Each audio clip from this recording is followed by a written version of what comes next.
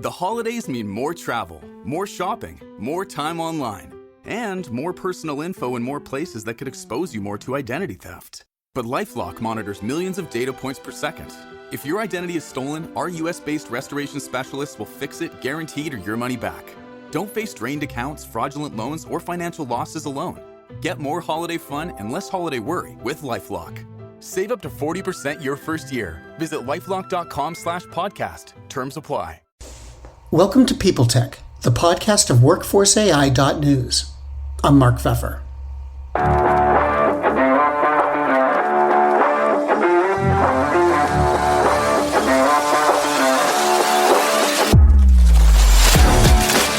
Today, I'm speaking with Rohit Chennamaneni.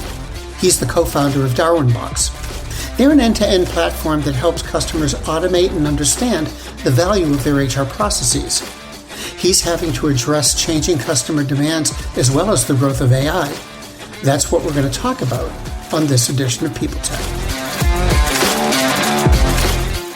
Hey, Rohit, welcome. So first, tell me about Darwinbox. What do you do? Darwinbox is a new age end-to-end HR technology platform. There's a lot of competition out there doing what you're doing. So what makes Darwinbox stand out? So I think one of the most important things which we started building out Darwinbox for, Mark, was we wanted to build a new age system which has the employee at the center of whatever we're building. So we over-index on making sure whatever we build, the end user, the employer, finds it extremely easy to use and finds value out of it. Right. So simple examples could be how to make this easily available in the flow of work. The employee might be using Slack, Teams, WhatsApp, whatever they're using. Can they do most of the activities that they need to do on a HR platform through these channels? Right. Apply for a leave on Teams, or write a performance review on Slack and it sits out there, or approve a notification or a requisition on WhatsApp, whatever that is. So this is just one example of how we thought about making life easy for the end user while using a system. And when we started, what we had realized was most of the HR technology systems, and this is one system used by everybody in the org, were mostly built for the administrators rather than the end users. And we wanted to change that. So that became the core of what we built as a HR system. The second important thing that we solved for was we wanted to build something that makes large organizations agile. So we wanted to simplify changing processes, needing new things, adding new features, etc., so that large organizations need not be boxed into saying, hey, this is how my system runs, so my process also has to follow it. Rather, the system has to follow the process. So these two are the reasons we exist. These two are the reasons we have 900 plus customers globally. We compete with the likes of SAP SuccessFactors, Oracle Fusion, Workday, a lot of the existing players. We've been able to replace a lot of them also because we've been able to clearly differentiate on the end user experience and the agility we bring to these enterprises. Now, if memory serves me right, you were founded in 2015, and you've had a steady path, moving up throughout the business. But then last year, all of a sudden, generative AI showed up. And how did that impact not just your growth, but your plans? Are you having to think about things differently now? So I think the fundamental premise of the way we built Darwinbox didn't change, Mark, right? But how we deliver that significantly changed, right? And I can talk about it in two parts. One, of course, on product. So when I set out to build, or when we set out to build the product, we said, hey, we should be easier usage for the end user, or higher agility for the enterprise. Now, how does AI enable that? And we had to be at the forefront of doing that, because then otherwise we would become irrelevant in terms of a product that does that. So the way we think about AI in the product is threefold. One is transactions, right? So how do you make transactions easier? So this could be, for example, there are a lot of policy and process documents that organizations have. And most of the times, employees are struggling to figure out what is applicable for them and what is not, right? And organizations also build things as one size fits all because you can't have documents for individuals. But now we are able to actually give answers to individuals based on their specific questions while reading out of a lot of documents and giving that. And this all exists on the product today, right? And that we couldn't do this before the explosion of generative AI because it just was extremely difficult to understand, especially language wise, because different employees have different languages to ask the same question, right? They could position it differently. Their problem statements could be expressed differently. But generative AI actually helped understand what their positioning was and then give the right answers to them from the loads of documents and reams of papers that existed, which are digitized. So that's at a one level. The second level of solution was more on the talent management piece, right? Again, if you look at the cross section of jobs, resumes, and roles, right, or skills, how do you bring all of those things together? Especially again, coming from a place of jobs are described in different way. You're a sales representative in one place, you're an account executive in one place, you're a sales director in one place, right? Resume descriptions are very different based on, hey, I come from this college and the course is called this, versus I come from a different college, the course would be called something else. And or an experience in a SaaS company versus a services company or something else. And on the skills front, right, communication skills or a programming skill could be called different things in different places. How do we bring all of this together where we can find the perfect match internally when we are looking for a role or externally through recruitment was something we solved very well through generative AI because, again, it gave us a common language on saying this means this in most other contexts. I've looked at the web and this is what it means.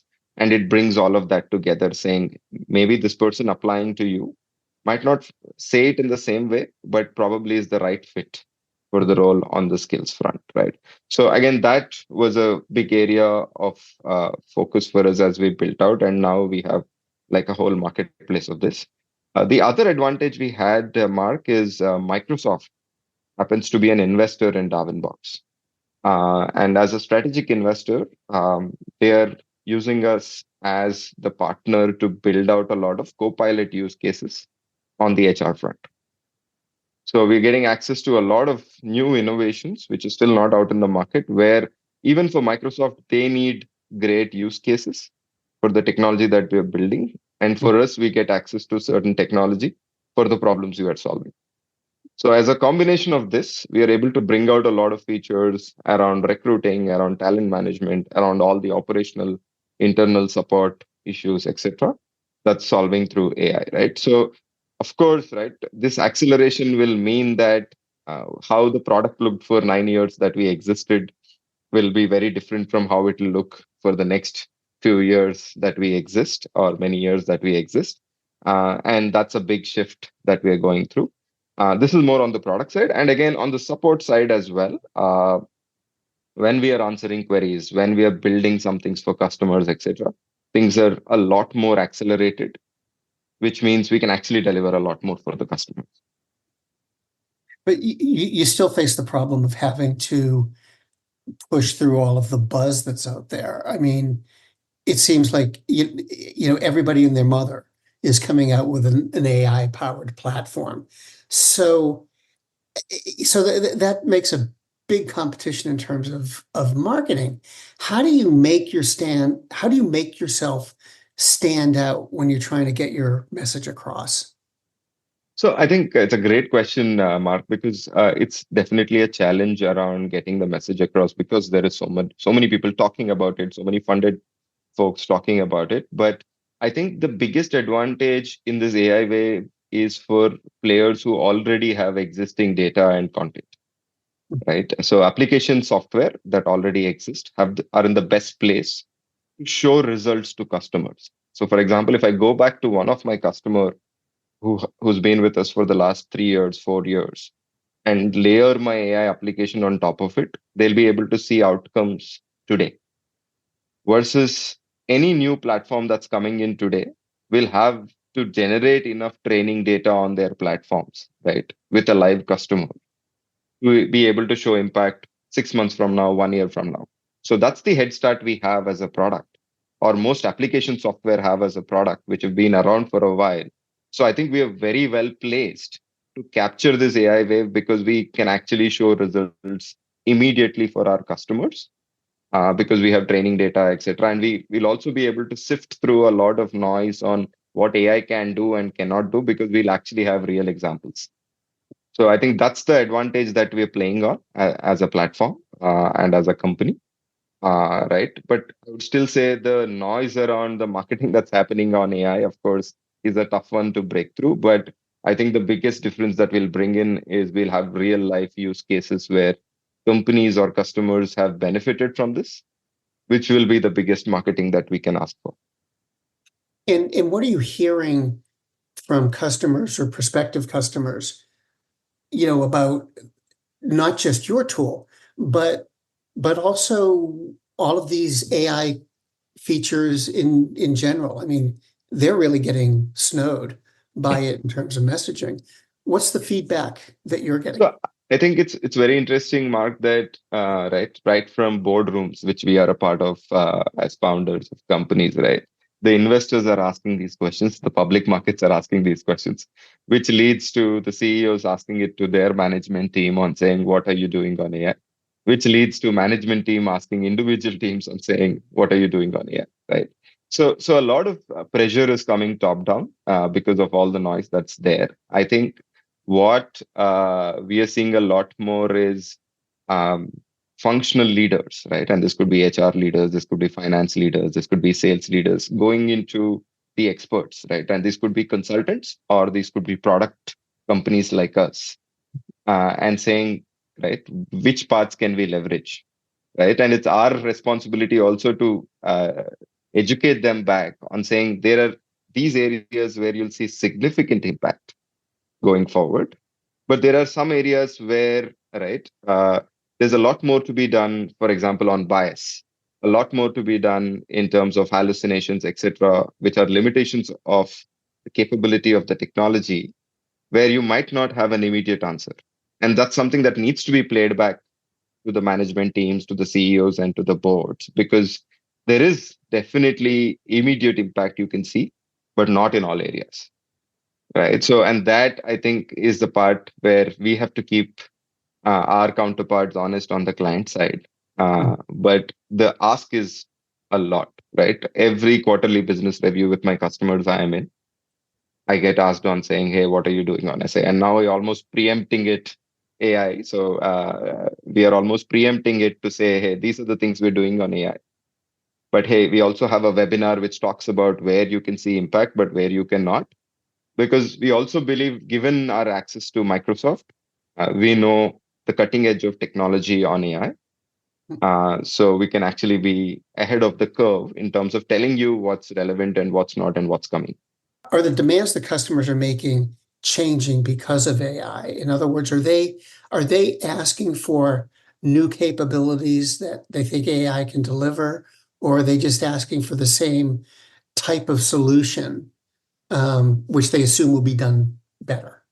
Yeah, I think the needs don't change significantly, Mark, right? So, I mean, as HR functions, they're looking at attracting the best talent, retaining the best talent, and making sure those talent have a great experience while they're in the organization, right? I think those things don't change, but the effort that goes into doing that, for example, they're looking at AI to help reduce that effort significantly, right? So on recruiting front, because when you're able to define very clearly what you need from the market, thanks to help from AI or thanks to help from searching the internet and figuring out what's most available and what's not, and who are the best set of folks who we need to speak to instead of speaking to the whole world. I think they're looking at how does work get easier, the same set of outcomes that you're looking for become easier with AI or faster with AI or cheaper with AI. But I think the fundamentals don't change in that sense. But there is impatience, given, as I said, right? Like there's a lot of top-down push on saying, how are you using AI to improve your function? And they're almost being pushed to give an answer on saying, next year I'm going to do this 2x faster or at half the cost or so much better because I've been accessing AI or using AI to do this. And I think that's where the push is coming from. Thank you very much. It was great to meet you and great to talk with you. And I hope you'll come talk again. Absolutely, Mark. And these are great questions. Thank you.